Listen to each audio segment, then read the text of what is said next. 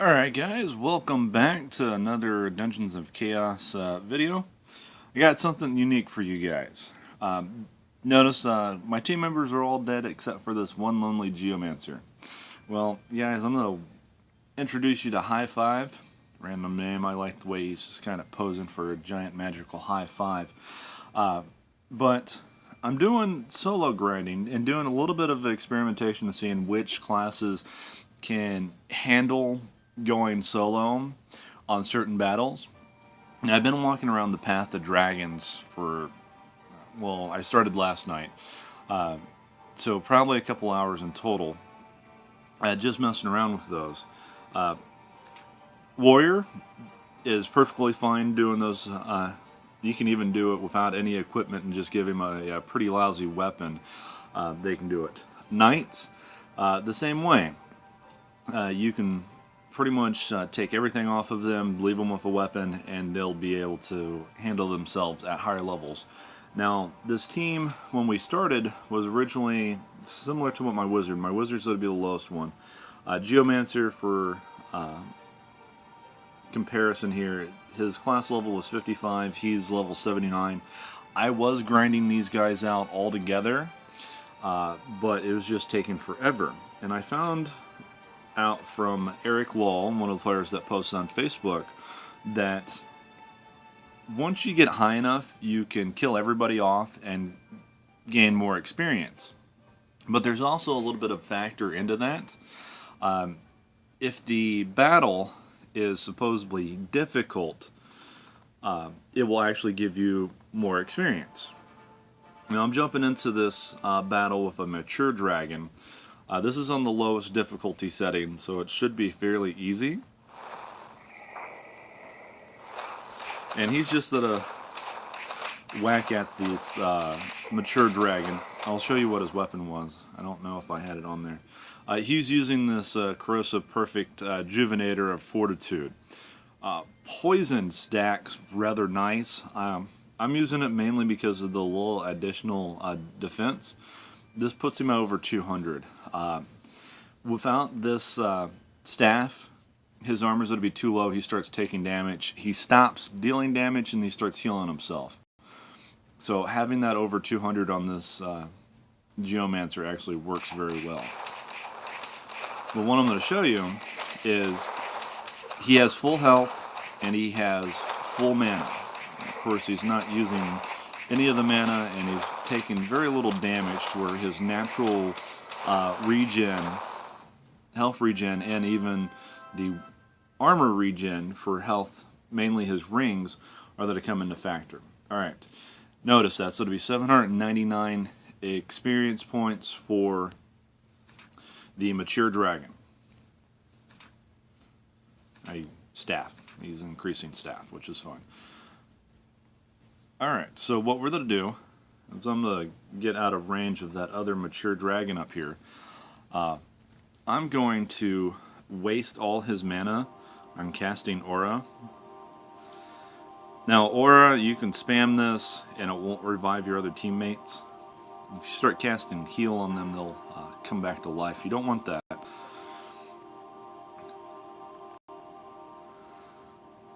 So I'm going to burn his mana all the way down. And then we're going to jump into another fight with a mature dragon.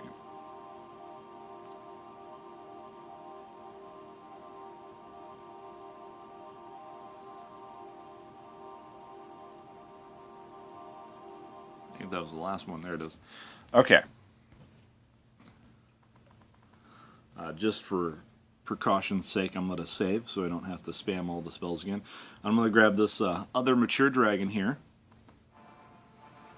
Pretty much the exact same fight we did just a minute ago. I'm just letting him, stack poison and bleed on this dragon and sit here and take it. Now, once his mana gets to about the 50% range, the dragon's going to be about 50% health.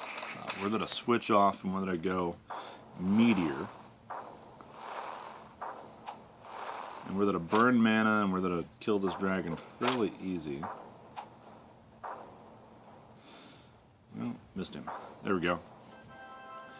6,000. We gain 3 levels. We go from 799 experience to 6,000 experience with the same enemy. The reason that is there's a little formula in the game that looks at your in-game resources. We have 5 dead characters, so you're going to get all the experience for that. But on top of that, you have a caster that is entering a battle with 0 mana. And so it looks as if your in-game resources are very depleted, and under normal circumstances, you would actually die in that. But since not, it's going to give you the reward for it. And of course, we gain those levels. A lot of mana and a lot of talent points. And just to show you, he is immune to fire, cold, and poison. That is mainly because of Druid's natural resistance is fairly high, but they also have a fairly high cap with Endure Elements, and so that's put him at pretty much being immune to fire. So dragons, besides their physical attack, does not touch him. Spell-wise, I'm at the cap for just about everything because I'm running out of places to put talent points. That one's maxed now. So everything else goes by use, and I've just been systematically capping these off. And like I said, I'm pretty much running out of places to stick talent points on this guy, and so I'm going to end up with a lot going just towards the stats. But this is something that just about anybody can do. Even starting on the first island, if you can especially if you can stack poison resists and crit resist for spiders, you would only need probably an amulet and 2 rings with poison resist 25 or above, and you should be fairly okay. And you can do your fighter, your barbarian, a ranger, or anybody else like that that would be able to at least stand melee with them. Casters, if you have a druid or a mage that is able to cast Ignite with the carry feat right off the bat, you would be able to do it with them. Clerics, not so much, but this is definitely a way to grind way and above standard limitations. If you might have seen my post previously in the Facebook page, there's kind of a soft cap of where the game is designed. From beginning to end of Chapter 2, going with the winged demons, you should be about level 30. And that's kind of the way it's designed. If you go all the way through, hit every quest, go through at least every dungeon once, that's about where the experience points is that it give you, depending on how much death penalty you have or anything else like that. But this is definitely something unique. And this is for those people who have gone through the game a couple of times and want to just see how far they can actually go. So I'm going to, with this team, I'm almost there. I have 3. I have my knight and my warrior at 100. My druid, or my geomancer, is almost to level 100. Once I get him to level 100, I'm going to kill him off and resurrect my other geomancer and level him up.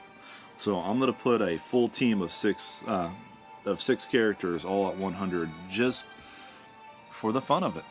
And this is what is great about Dungeons of Chaos. You can play through it multiple times. There's great replay value on it. You can adjust your team how you want to play. Go caster heavy, go melee heavy, pick more archers. And it works. You can play how you want to play and still, have fun and beat the game. Well, thank you for joining me today while I'm discussing this experience.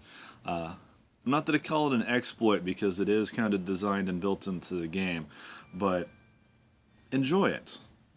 Have fun.